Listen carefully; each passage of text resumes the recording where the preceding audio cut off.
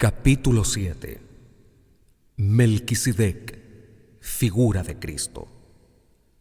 Se sabe que Melquisedec, rey de Salem, sacerdote del Dios Altísimo, salió al encuentro de Abraham cuando volvía de derrotar a los reyes. Bendijo a Abraham y Abraham le dio la 10ª parte de todo el botín. El nombre de Melquisedec significa rey de justicia y además era rey de Salem, o sea, rey de paz. No se menciona ni su padre ni su madre, aparece sin antepasados. Tampoco se encuentra el principio ni el fin de su vida.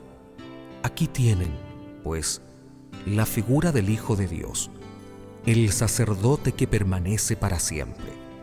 Imagínense quién puede ser este hombre al que nuestro antepasado, Abraham, entregó la 10ª parte del botín. Solamente los sacerdotes de la tribu de Leví están facultados por la ley para cobrar el diezmo de manos del pueblo, es decir, de sus hermanos de la misma raza de Abraham. Y aquí Melquisedec, que no tiene nada que ver con los hijos de Leví, cobra de Abraham el diezmo y después bendice a Abraham, el hombre de las promesas de Dios.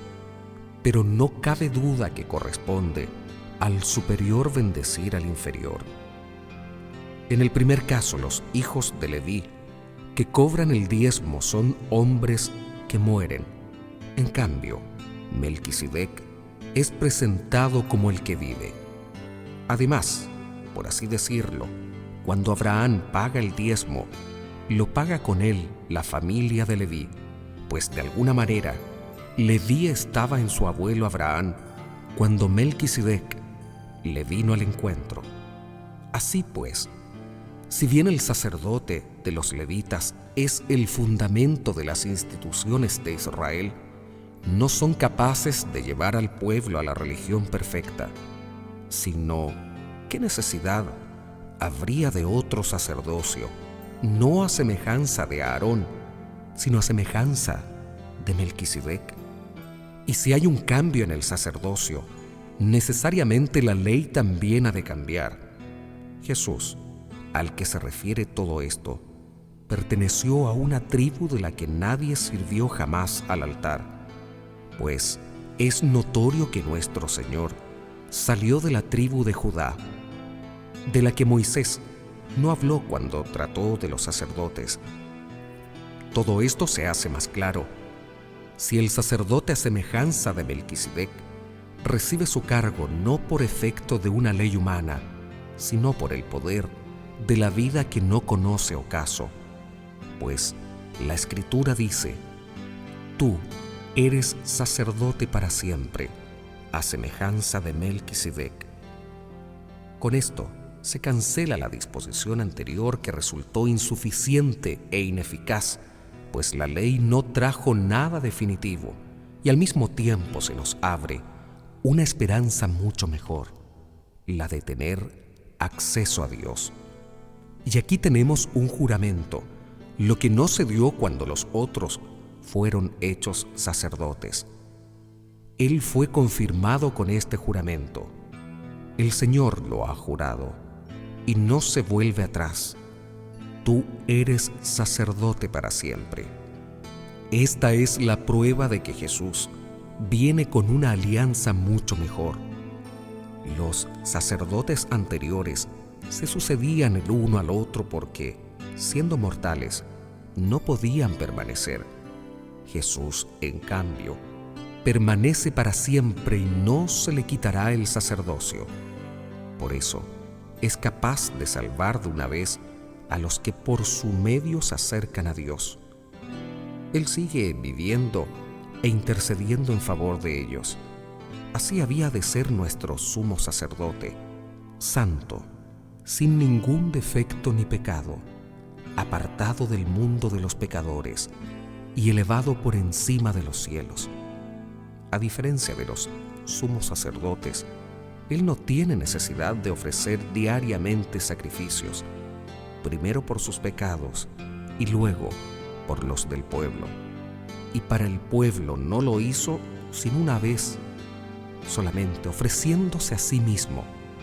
Así, pues, todo es insuficiente en los sumos sacerdotes que la ley establece, mientras que ahora, después de la ley, Dios habla y pronuncia un juramento para establecer al Hijo eternamente perfecto.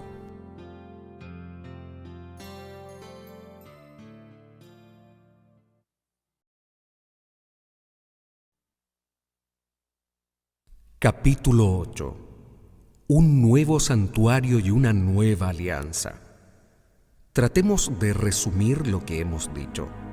Tenemos un sumo sacerdote que está sentado a la derecha del Dios de majestad en los cielos. Él está a cargo del santuario y de la tienda verdadera, levantada no por hombres, sino por el Señor. Todo sumo sacerdote es instituido para presentar a Dios ofrendas y sacrificios, y, por tanto, Jesús tiene que ofrecer algún sacrificio. Si se hubiera quedado en la tierra, ni siquiera sería sacerdote, puesto que son otros designados por la ley los que ofrecen los sacrificios. Su liturgia, en realidad, no es sino una figura y una sombra de las cosas sobrenaturales, como lo indica la palabra de Dios a Moisés cuando estaba para construir el santuario. Le dijo: «Mira, harás todo conforme al modelo que se te mostró en el cerro». Pero ahora Jesús celebra una liturgia tanto superior cuanto es mediador de una alianza mucho mejor y que promete mejores beneficios. Si la primera alianza no mereciera críticas, no habría que buscar otra. Pero Dios mismo la critica cuando dice: «Vienen días, palabra del Señor, en que pactaré una alianza nueva con la casa de Israel y de Judá. No será como la alianza que hice con sus padres, cuando los tomé de la mano para sacarlos del país de Egipto. Ellos no permanecieron fieles a mi alianza, por lo cual yo también los descuidé, dice el Señor. Esta es la alianza que pactaré con la raza de Israel en esos tiempos que han de venir. Palabra del Señor. Pondré mis leyes en su mente y las grabaré en su corazón, y yo seré su Dios, y ellos serán mi pueblo. Nadie tendrá ya que enseñar a su compatriota o a su hermano diciéndoles: «Conoce al Señor», porque todos me conocerán, desde el más chico al más grande. Yo perdonaré sus maldades y no volveré a acordarme de sus pecados. Se nos habla de una alianza nueva, lo que significa que la primera ha quedado anticuada, y lo que es anticuado y viejo está a punto de desaparecer.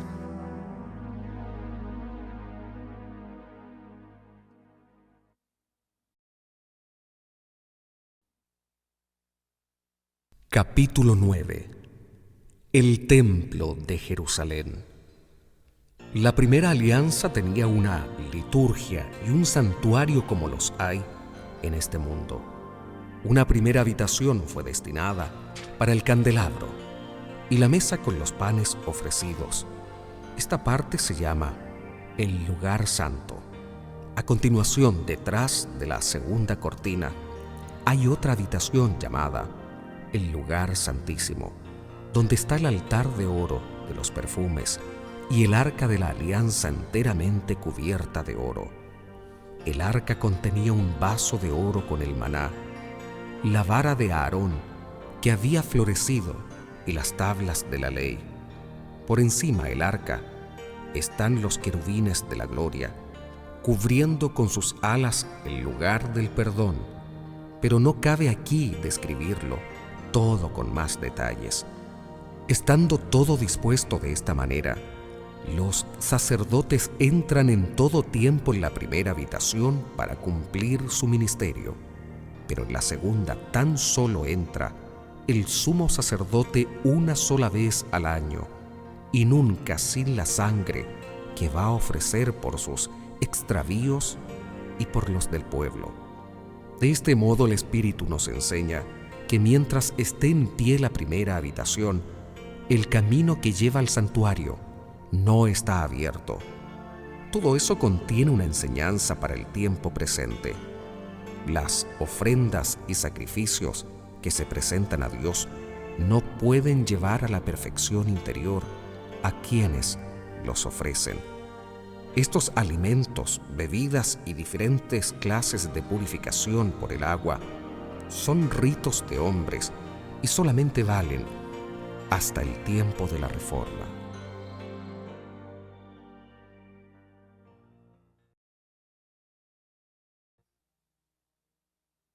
Cristo entró llevando su propia sangre. Cristo vino como el sumo sacerdote que nos consigue los nuevos dones de Dios y entró en un santuario más noble y más perfecto, no hecho por hombres, es decir, que no es algo creado. Y no fue la sangre de chivos o de novillos la que le abrió el santuario, sino su propia sangre, cuando consiguió de una sola vez la liberación definitiva. La sangre de chivos y de toros y la ceniza de ternera, con la que se rocía a los que tienen alguna culpa, les dan tal vez una santidad y pureza externa, pero con toda seguridad la sangre de Cristo, que se ofreció a Dios por el Espíritu Eterno como víctima sin mancha, purificará nuestra conciencia de las obras de muerte para que sirvamos al Dios vivo. Por eso Cristo es el mediador de un nuevo testamento o alianza. Por su muerte fueron redimidas las faltas cometidas bajo el régimen de la primera alianza, y desde entonces la promesa se cumple en los que Dios llama para la herencia eterna. Cuando hay un testamento, se debe esperar a la muerte del testador. El testamento no tiene fuerza mientras vive el testador, y la muerte es necesaria para darle validez. Por eso, se derramó sangre al iniciarse el Antiguo Testamento. Cuando Moisés terminó de proclamar ante el pueblo todas las ordenanzas de la ley, tomó sangre de terneros y de chivos, la mezcló con agua, lana roja e hisopo, y roció el propio libro del testamento y al pueblo, diciendo: Esta es la sangre del testamento que pactó Dios con ustedes. Roció asimismo con sangre el santuario y todos los objetos de culto. Además, según la ley, la purificación de casi todo se ha de hacer con sangre, y sin derramamiento de sangre no se quita el pecado. Tal vez fuera necesario purificar aquellas cosas que solo son figuras de las realidades sobrenaturales, pero esas mismas realidades necesitan sacrificios más excelentes, pues ahora no se trata de un santuario hecho por hombres, figura del santuario auténtico, sino que Cristo entró en el propio cielo, donde está ahora ante Dios en favor nuestro. Él no tuvo que sacrificarse repetidas veces, a diferencia del sumo sacerdote, que vuelve todos los años con una sangre que no es la suya. De otro modo hubiera tenido que padecer muchísimas veces desde la creación del mundo. De hecho, se manifestó una sola vez, al fin de los tiempos, para abolir el pecado con su sacrificio. Los hombres mueren una sola vez y después viene para ellos el juicio. De la misma manera, Cristo se sacrificó una sola vez para quitar los pecados de una multitud.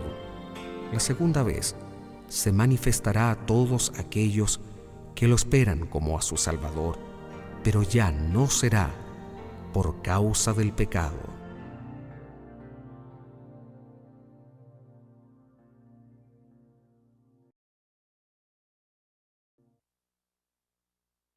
Capítulo 10.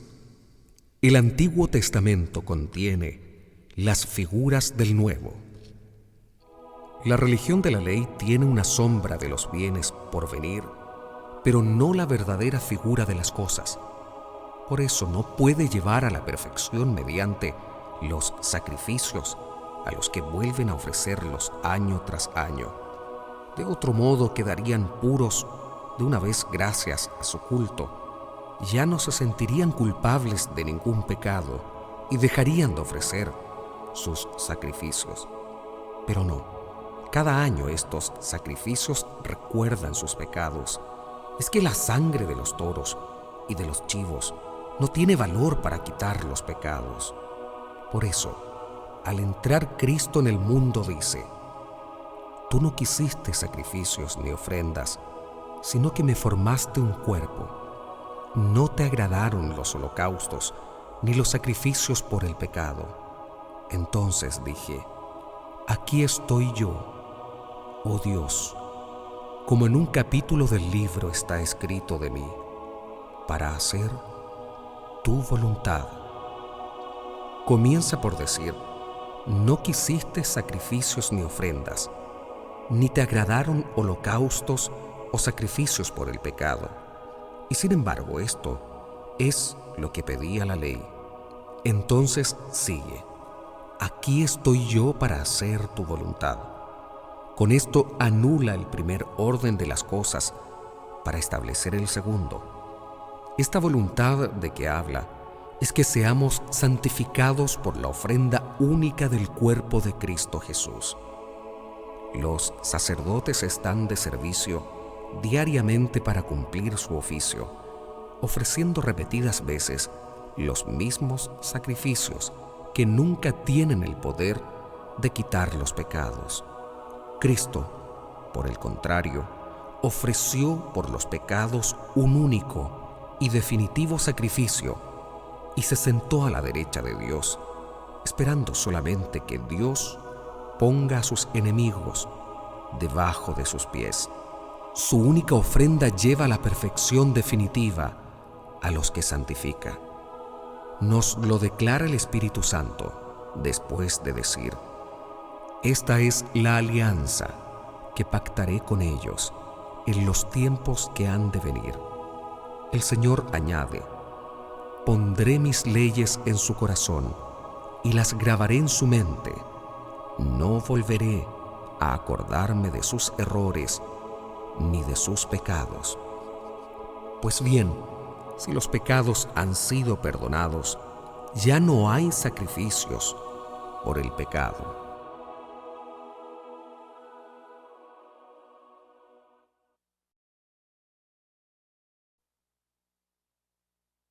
Sigamos firmes en la fe.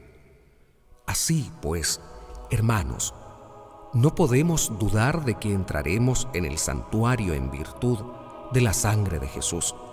Él nos abrió ese camino nuevo y vivo a través de la cortina, es decir, su carne. Teniendo un sacerdote excepcional a cargo de la casa de Dios, acerquémonos con corazón sincero, con fe plena, limpios interiormente de todo lo que mancha la conciencia y con el cuerpo lavado con agua pura. Sigamos profesando nuestra esperanza sin que nada nos pueda conmover, ya que es digno de confianza aquel que se comprometió. Tratemos de superarnos el uno al otro en la forma de amar y hacer el bien. No abandonen las asambleas, como algunos acostumbran hacer, sino más bien anímense unos a otros, tanto más cuanto ven que se acerca el día. Si pecamos voluntariamente después de haber recibido el pleno conocimiento de la verdad, no puede haber ya sacrificio por el pecado. Solamente queda la perspectiva tremenda del juicio y del fuego que devorará a los rebeldes. No hay misericordia para el que desprecia la ley de Moisés. Es condenado a muerte por el testimonio de 2 o 3 personas. ¿Qué pasará entonces con el que pisoteó al Hijo de Dios? ¿Qué castigo merecerá, según ustedes, el que ha profanado la sangre de la alianza con la cual fue santificado y ha insultado el Espíritu, don de Dios? Conocemos al que dijo: a mí me corresponde la venganza, daré a cada cual su merecido. Y también, el Señor juzgará a su pueblo. Es espantoso caer en las manos del Dios vivo. Recuerden aquellos primeros tiempos, poco después de haber sido iluminados, en que tuvieron que soportar un duro y doloroso combate. Fueron expuestos públicamente a humillaciones y pruebas. Tuvieron que participar del sufrimiento de otros que fueron tratados de esta manera. Sufrieron con los que iban a la cárcel, les quitaron sus bienes y lo aceptaron gozosos, sabiendo que les esperaba una riqueza mejor y más duradera.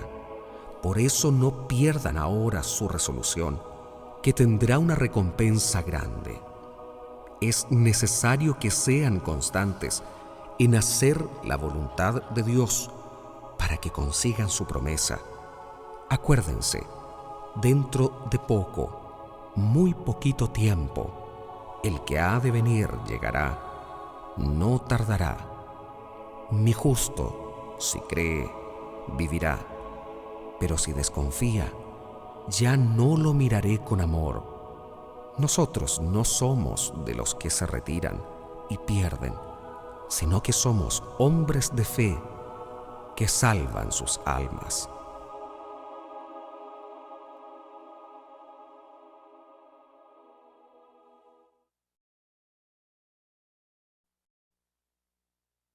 Capítulo 11. Recordemos a los héroes de la fe. La fe es como aferrarse a lo que se espera. Es la certeza de cosas que no se pueden ver. Esto mismo es lo que recordamos en nuestros antepasados. Por la fe creemos que las etapas de la creación fueron dispuestas por la palabra de Dios. Y entendemos que el mundo visible tiene su origen en lo que no se palpa. Por la fe de Abel, su sacrificio fue mejor que el de su hermano Caín. Por eso fue considerado justo, como Dios lo dio a entender, aprobando sus ofrendas, y aún después de muerto, por su fe, sigue clamando.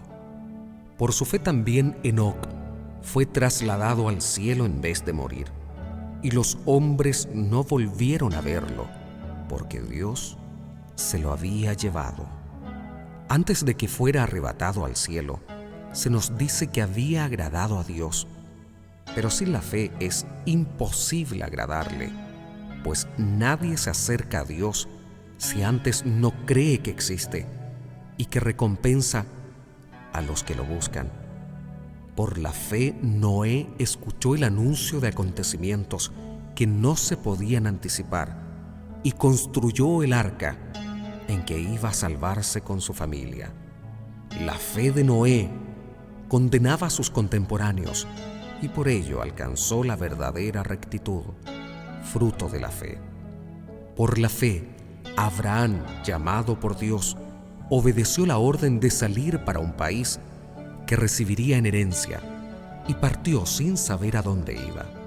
La fe hizo que se quedara en la tierra prometida, que todavía no era suya. Allí vivió en tiendas de campaña, lo mismo que Isaac y Jacob, a los que beneficiaba la misma promesa, pues esperaban la ciudad de sólidos cimientos, cuyo arquitecto y constructor es Dios. Por la fe pudo tener un hijo, a pesar de su avanzada edad y de que Sara era también estéril, pues tuvo confianza en el que se lo prometía. Por eso, de este hombre únicamente, ya casi impotente, nacieron descendientes tan numerosos como las estrellas del cielo e innumerables como los granos de arena de las orillas del mar. Todos murieron como creyentes. No habían conseguido lo prometido, pero lo habían visto de lejos y contemplado con gusto, reconociendo que eran extraños y peregrinos en la tierra. Los que así hablan hacen ver claramente que van en busca de una patria, pues si hubieran añorado la tierra de la que habían salido, tenían la oportunidad de volver a ella. Pero no, aspiraban a una patria mejor, es decir, a la del cielo. Por eso Dios no se avergüenza de ellos, ni de llamarse su Dios, pues Él les preparó la ciudad. Por la fe, Abraham fue a sacrificar a Isaac cuando Dios quiso ponerlo a prueba. Estaba ofreciendo al hijo único que debía heredar la promesa, y Dios le había dicho: por Isaac tendrás descendientes que llevarán tu nombre. Abraham pensó seguramente: Dios es capaz de resucitar a los muertos, por eso recobró a su hijo, lo que tiene un sentido para nosotros. Por la fe también Isaac dio a Jacob y a Esaú las bendiciones que decidían el porvenir. Por la fe Jacob, moribundo, dio bendiciones diferentes a los hijos de José y se inclinó apoyándose en su bastón. Por la fe, José, próximo a su fin, recordó que los hijos de Israel saldrían de Egipto y dio órdenes referentes a sus propios restos. Por la fe, los padres del recién nacido Moisés lo escondieron durante 3 meses, pues vieron que el niño era muy hermoso y no temieron el decreto del rey. Por la fe Moisés, ya crecido, se negó a ser llamado hijo de una hija del faraón y quiso compartir no el goce pasajero del pecado, sino los malos tratos del pueblo de Dios. Se fijó en que Dios retribuiría a cada uno y consideró que ser humillado con Cristo tenía más valor que todas las riquezas de Egipto. Por la fe abandonó Egipto sin temor al enojo del rey, porque se fijaba en otro enojo, pero invisible. Por la fe celebró la Pascua y rociaron con sangre las puertas, para que el exterminador no diera muerte a sus hijos primogénitos. Por la fe atravesaron el Mar Rojo como si fuera tierra seca, mientras que los egipcios trataron de pasarlo y se ahogaron. Por la fe cayeron los muros de Jericó, después de dar la vuelta a su alrededor durante 7 días. Por su fe, la prostituta Rahab dio buena acogida a los espías y escapó a la muerte de los incrédulos. ¿Qué más diré? Me faltaría tiempo para hablar de Gedeón, Barak, Sansón, Jefté, David, lo mismo que de Samuel y de los profetas. Ellos, gracias a la fe, sometieron a otras naciones, impusieron la justicia, vieron realizarse promesas de Dios, cerraron bocas de leones, apagaron la violencia del fuego, escaparon del filo de la espada, sanaron de enfermedades, se mostraron valientes en la guerra y rechazaron a los invasores extranjeros.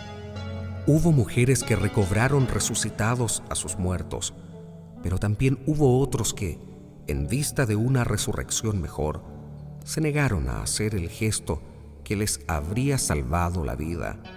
Me refiero a los torturados.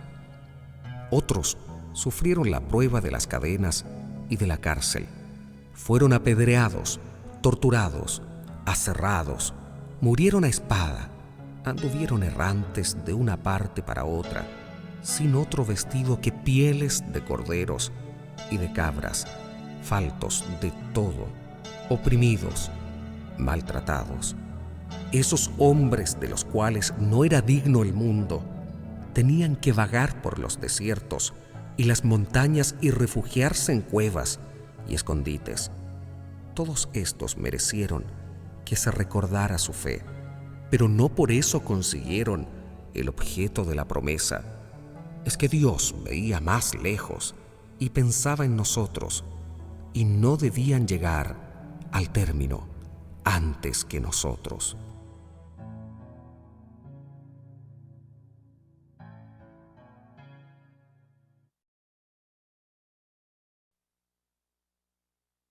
Capítulo 12. Acepten la corrección del Señor. Innumerables son estos testigos, y nos envuelven como una nube. Depongamos, pues, toda carga inútil, y en especial las amarras del pecado, para correr hasta el final la prueba que nos espera. Levantemos la mirada hacia Jesús, que dirige esta competición de la fe y la lleva a su término. Él escogió la cruz en vez de la felicidad que se le ofrecía. No tuvo miedo a la humillación y ahora está sentado a la derecha del trono de Dios. Piensen en Jesús, que sufrió tantas contradicciones de parte de gente mala, y no les faltarán las fuerzas ni el ánimo.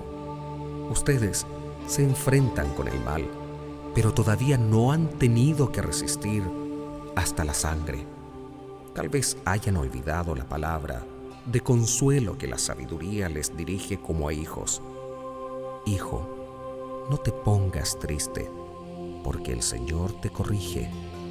No desanimes cuando te reprenda, pues el Señor corrige al que ama y castiga al que recibe como hijo. Ustedes sufren, pero es para su bien, y Dios los trata como a hijos.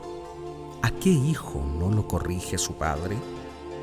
Si no conocieran la corrección, que ha sido la suerte de todos, serían bastardos y no hijos. Además, cuando nuestros padres, según la carne, nos corregían, los respetábamos. ¿No deberíamos someternos con mayor razón al Padre de los Espíritus para tener vida? Nuestros padres nos corregían sin ver más allá de la vida presente, tan corta, mientras que Él mira a lo que nos ayudará a alcanzar su propia santidad. Ninguna corrección nos alegra en el momento, más bien duele, pero con el tiempo, si nos dejamos instruir, traerá frutos de paz y de santidad. Por lo tanto, levanten las manos caídas y fortalezcan las rodillas que tiemblan. Enderecen los caminos tortuosos por donde han de pasar, para que el cojo no se pierda y más bien se mejore.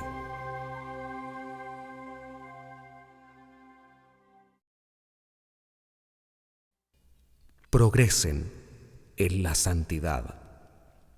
Procuren estar en paz con todos y progresen en la santidad, pues sin ella nadie verá al Señor. Cuídense, no sea que alguno de ustedes pierda la gracia de Dios y alguna raíz amarga produzca brotes, perjudicando a muchos. Que no haya ningún inmoral, impío, como Esaú, que por un guiso entregó sus derechos sagrados de hijo mayor. Ustedes saben que después, cuando quiso obtener la bendición, fue rechazado y no pudo cambiar la decisión, aunque lo pidió con lágrimas. Recuerden su iniciación. No hubo aquel fuego físico que ardía junto a la nube oscura y la tempestad, con el sonido de trompetas y una voz tan potente que los hijos de Israel suplicaron que no se les hablara más. De este modo, acataron aquella orden de no acercarse. Quien toque el monte, aunque sea un animal, deberá ser apedreado. Lo que se veía era tan terrible que Moisés dijo: «Estoy temblando de miedo». Ustedes, en cambio, se han acercado al cerro de Sión, a la ciudad del Dios vivo, a la Jerusalén celestial, con sus innumerables ángeles, a la asamblea en fiesta de los primeros ciudadanos del cielo, a Dios, juez universal, al que rodean los espíritus de los justos, que ya alcanzaron su perfección, a Jesús, el mediador de la nueva alianza, llevando la sangre que purifica y que clama a Dios con más fuerza que la sangre de Abel. Cuidado, pues, de hacerse los sordos con el que habla, pues si no se salvaron en aquel tiempo los que desoyeron las palabras del profeta en la tierra, menos todavía nosotros, si nos desentendemos del que habla desde los cielos. Su voz conmovió entonces la tierra, pero ahora se nos da este aviso: esta última vez haré temblar no solo la tierra, sino también el cielo. Las palabras esta última vez indican que serán cambiadas las cosas que pueden ser conmovidas, es decir, las creadas, y solo permanecerán las que no se conmueven. Por eso, si hemos recibido el reino que no se puede conmover, conservemos esta gracia y sirvamos a Dios como Él desea, con amor y de verdad, pues nuestro Dios es fuego devorador.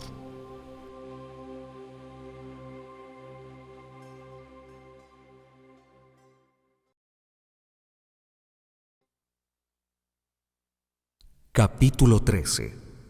Diversos consejos. Manténgase el amor fraterno. No dejen de practicar la hospitalidad, pues saben que algunos dieron alojamiento a ángeles sin saberlo. Acuérdense de los presos como si estuvieran con ellos en la cárcel, y de los que sufren, pues ustedes también tienen cuerpo.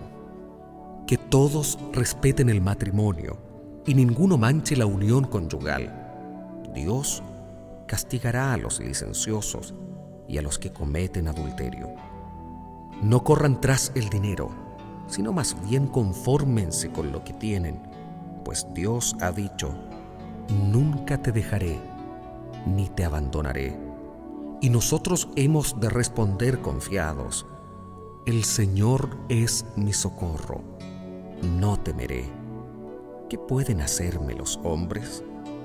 Acuérdense de sus dirigentes que les enseñaron la palabra de Dios.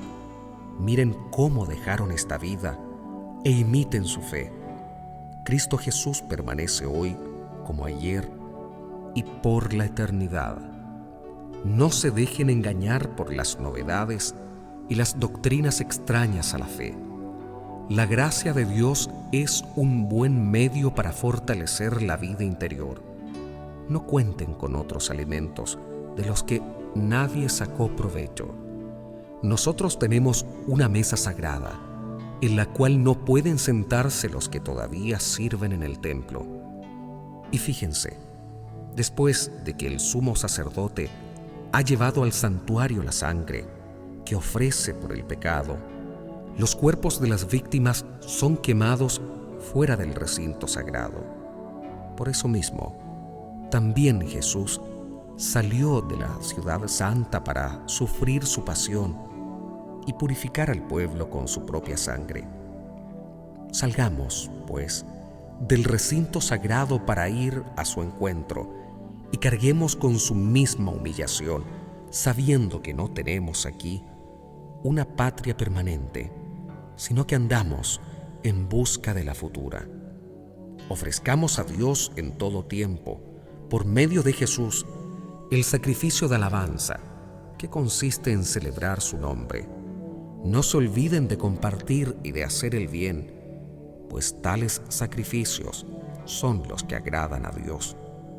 Obedezcan a sus dirigentes y estén sumisos, pues ellos se desvelan por sus almas, de las cuales deberán rendir cuenta.